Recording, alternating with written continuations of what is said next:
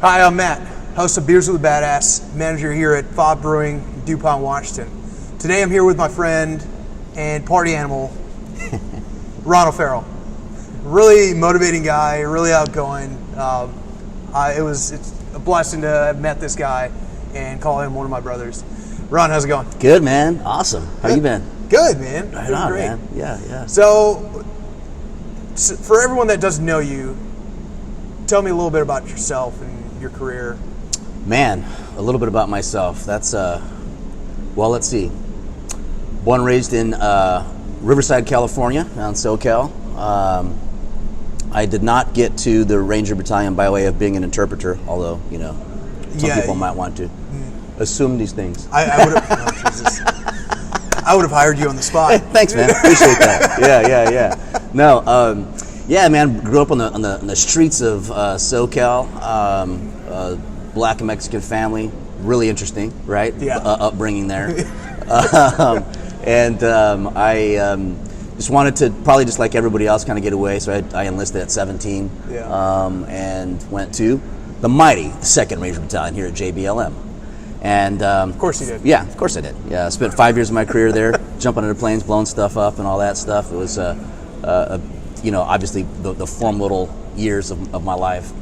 And then had a break in service. Had a beautiful little girl. I was like, okay, let me slow this tempo down a little bit. Yeah. And then my good friend Jay Blessing was killed in Azzottabad in November 2003. So I came back in at 04 to 07.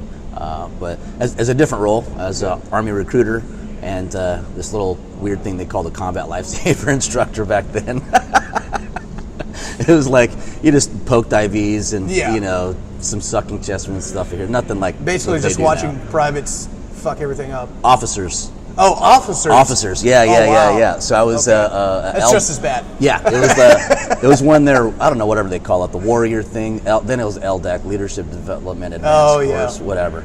And so we just got to haze and abuse officers all day. So that was pretty fun. Yeah, I can imagine. It was good times. And so now various things in between there. I'm sure we'll probably get into some of that. But now what I do is I'm the National Director of Education for a company called Veterans Lending Group, and which is awesome because I get to travel the country and educate on not only the VA home loan benefit, but as well as help veterans that may not be receiving benefits, how to get on that path, what to do, and that's it's been awesome. It's been the other part of my time is as a veteran advocate with several different organizations. Yeah. I've sat here through some of your classes and just while I've been working, listening in on a couple of them. Yeah. And just the information that you put out is outstanding.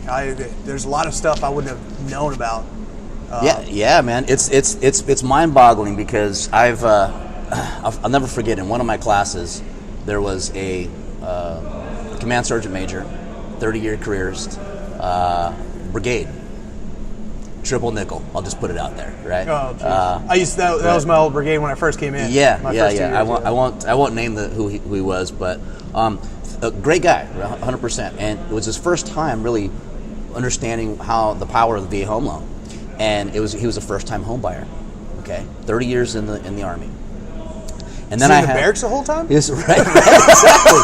Just living on post, living the dream on post, and all that stuff. And at the same time, I have somebody that's a private that's just been in the Army 120 days. Yeah. He's E3, and was just as pissed off about not knowing about this awesome benefit and the flexibility and things that you could do with it. And it dawned on me, like, you have somebody that in effect has an influence over tens of thousands of soldiers, right? And what message is that sending out? And then you have this one here that's just as upset. Well, people have their different philosophies. What we've learned is that they want you to stay on post, and typically it's from something that's personally that happened to them, right? Yeah. They had a shitty relationship with the real estate agent, a shitty relationship with the lender. They're like, screw it, no, you should stay on post. It's just easier, right? Yeah. And it's easier, and it comes back to a little. If you're that mentality control. Yeah, and I've seen a lot of guys, a lot of buddies of mine that live off post for a little while, end up getting screwed over, and then having to come back on post. Yeah. And that there's that wait time in between as well, just to get a house. Exactly, it does suck. And what sucks even more is saving up that money to blow it off on rent. Yeah. You know? And I mean, we've all done it. I've done it for years. So, but what we're trying to show everyone, especially in the Army and enlisted side, is like... Sorry, they're making a lot of noise over there. Yeah. Hey, quiet on the set. Quiet on the set over there. We're having beers with the badass. I don't know who the badass is. They're over there brewing Charlie Don't Surf right now, just a full batch, so it gets a little rowdy between them two sometimes. You know, I gotta say, let me just pause and say, this is fucking awesome. And kudos to you, Beers with the Badass, man, because, like, literally, we're doing this shit in a brewery. They're brewing beer back there. Yeah. You know, hanging out. So much Americana everywhere. Well, the idea came from Jared, the owner of the brewery, and he just shot it to me because he knew I wanted to do stuff with videos. And he was like, what about this? Yeah. And I basically just created this. Beers with the Badass. where we're at now. Yeah, that's awesome. Anyway, I digress a little bit. The one point I wanted to make, because I don't want to make it all about, the VA home loan thing, is one of our clients is a first sergeant, right? He's getting ready to hit 20. He'll have retirement. He'll have his disability, right? And at the same time, he's purchased a home in nearly every duty station that he's gone to. Duplexes, triplexes, that kind of thing. And some of them are single families, I think. So it's an accumulation of I think it's 5 homes, $1.5 million in assets that's now cash flowing.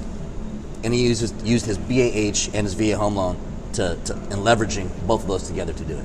That's amazing. And that's what I want everyone to know, at least know about it, right? Yeah. Because, I have people that, even though they're not ready to buy maybe that day, they wait until after class and just come up to me, want to look me in the eyes, squeeze my hand and say, thank you, so much, really appreciate this. That's got to be an awesome feeling too. Dude, you can't put a price tag on that. Yeah. So when I first started out as a loan officer, because you can make a good living. You know, 6 figures easy. If you're doing the right things.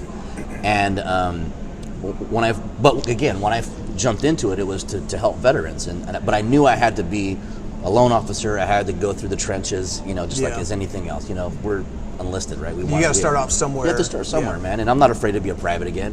Whatever. And for me in my life at that point was very humbling. We'll back up to that. So I get there, and I'm just grinding, and it started I started in June, which is the busy season. So I don't know shit. I'm not even allowed to pick up the phone really and talk to anybody until I, get with the program, work a couple files, and then you get in there and it's wintertime. Nobody's doing anything, right? And then so I remember my first review. They were like, Ron, because I came in with the business plan. I said, this is what I want to do. This is where I can penetrate into, and this is, my vision. Is there a lot of penetration? Oh, dude, it's deep, too. I'm black and Mexican. What are you talking about? I mean, just because I'm vertically challenged, I'm much taller on my back. Trust me.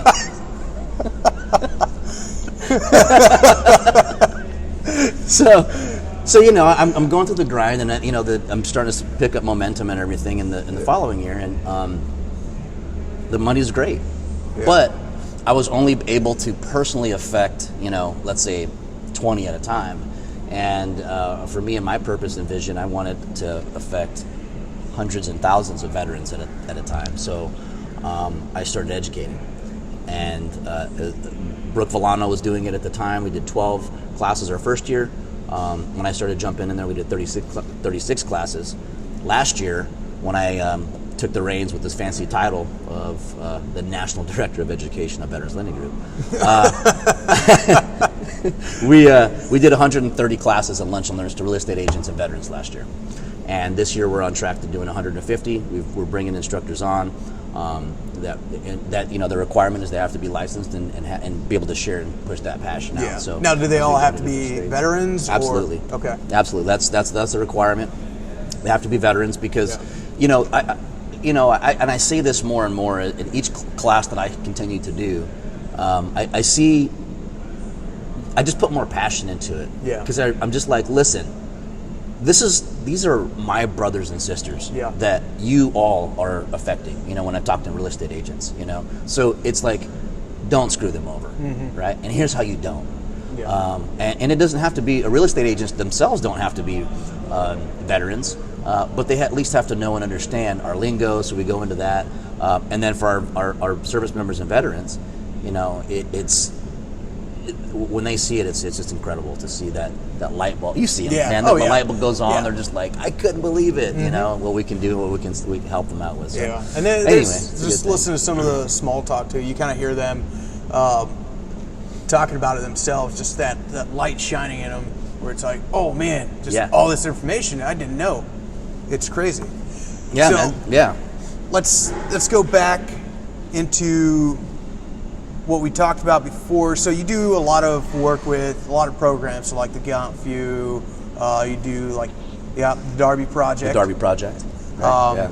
The PTSD Foundation. PTSD Foundation of America, the Darby Project.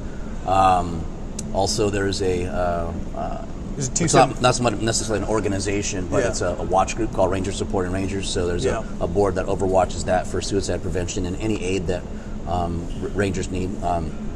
Specifically to the 75th Ranger Regiment, the Point to Hawk Foundation, that is are the custodians for the memorial. They also put out scholarships and so on and so forth for active duty Rangers and their families. Yeah, man, and really, I don't know if you know this, but more recently, so the Darby Project, I'm Pacific Northwest Ranger, team leader out here, if you will, and so you're familiar with Soldier for Life? Yeah. Okay, SFL and TAPS and whatever, right? Yeah. Didn't mean to put that in your face. But I mean, the Army did for the past 10 years. So the thing is that we've been asked to essentially custodian a program called Ranger for Life. Okay. And Ranger for Life, it's been going on for for a few years now.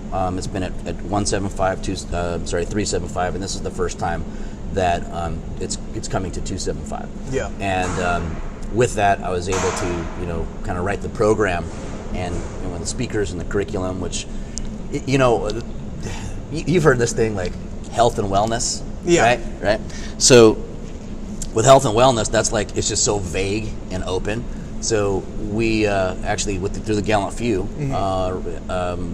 set this up to where it's fitness, right? So it's hitting the 5 points of those modalities of the STAR, right? Which would be you have professional fitness, you have physical fitness, of course, you have social fitness, you have mental fitness and emotional fitness, those type of things, and with that is we're having a speaker to speak on each of those modalities, right? It's going to be pushed to E6s and above, and it's going to, speakers are first going to talk about resumes, so professional and social side of it, the importance of networking.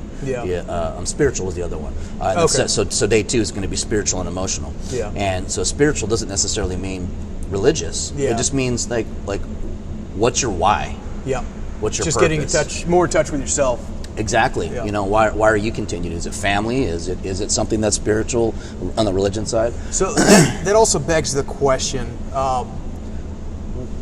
what motivates you? Why do you do what you do? Man, that's a great question. 2 things. When I first came into the Army, the military, and I don't think any of us really understand patriotism. Yeah. Right. It's when you're serving, you understand and you have an allegiance to patriotism, but more so it's your brothers or sisters, right? Yeah, absolutely. That's really what it comes down to. It's like in Black Hawk Down. Hey, when you get backstage, what are you going to tell them? Why do you do all these crazy things, right? Yeah. Besides, sir, this is my trigger This finger, is my safety. This is my safety. And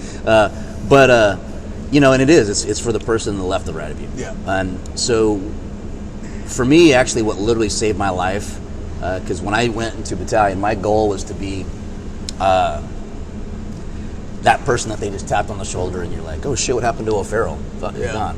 like my and I think it was just something just like anybody else that goes into this brown fences was running from something in the past. Brown fences, brown man. Brett, exactly. I blend in. We're blending. We're blending. I just need like the dreads and the little afro that's there, right? really that's all you need. But before I went into the Army, 7 of my friends, one of them including my brother, was murdered. So it wasn't anything that was a stranger to me going into. Yeah. Kind of like, well, how do we continue to do that? Yeah. Those things, and but it really quickly became about the man to the left of me, the man to the right of me, and then it became about my daughter when my daughter was born.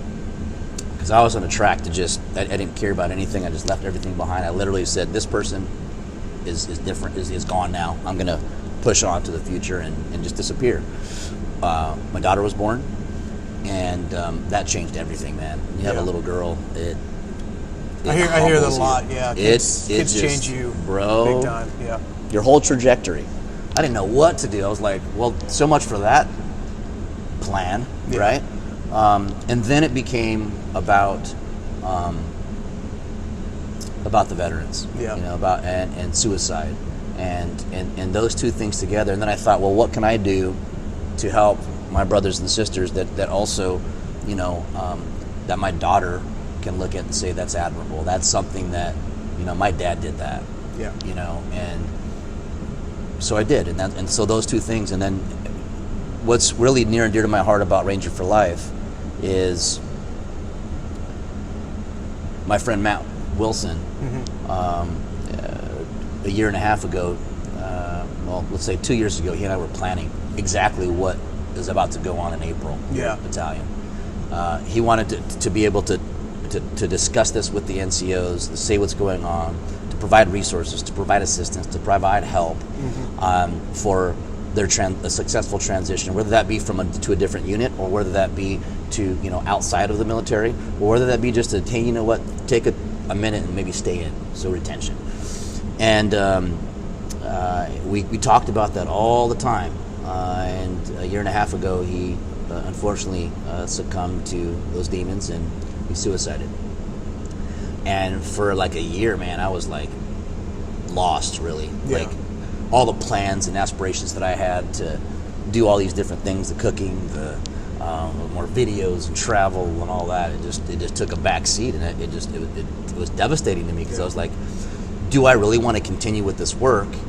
It's I hate to say it, but I've never been a full-blown medic, but when you regardless of who you're working with or working on, especially on the suicide interdiction and prevention side of it, you have to do somewhat to separating of that, right? Like you have to do triage still. Who's going to be the most where we spend. So, Ron, why are we drinking Little Bird? You told me a story about this yesterday. The first time you got on a Little Bird.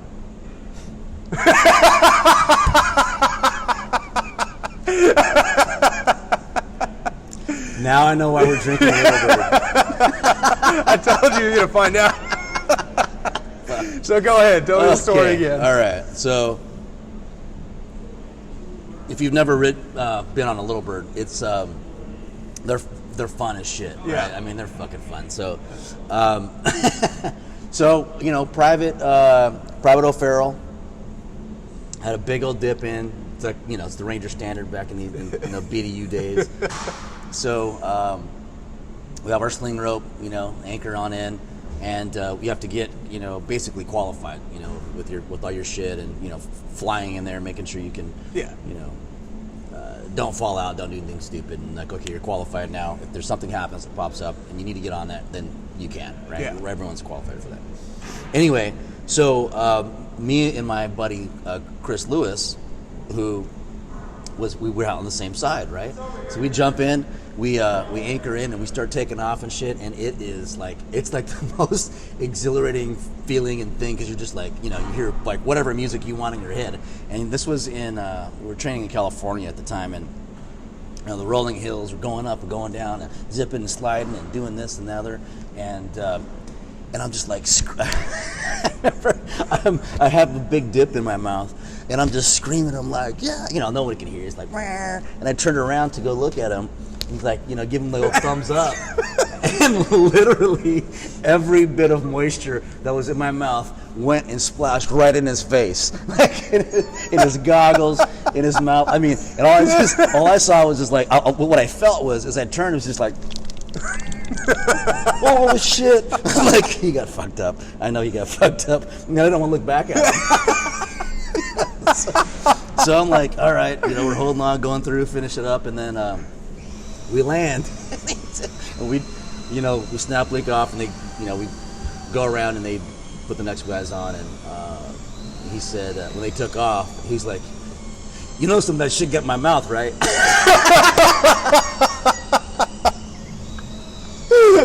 Just try to ignore the subject. Just ignore the subject. Oh my God. Okay, that's why we're drinking Little Bird. Yes, that's there we why. go. There we are. So for you guys at home, thanks for watching. Just wait for the next Beers with the Badass. They're going to keep coming out, and it's going to keep getting better and better. Not that it already hasn't gotten better with Ron here. Yeah. But, cheers to you guys. Yeah. Go out and do something motivating yourselves. Do something awesome. Be a badass. Cheers. Cheers.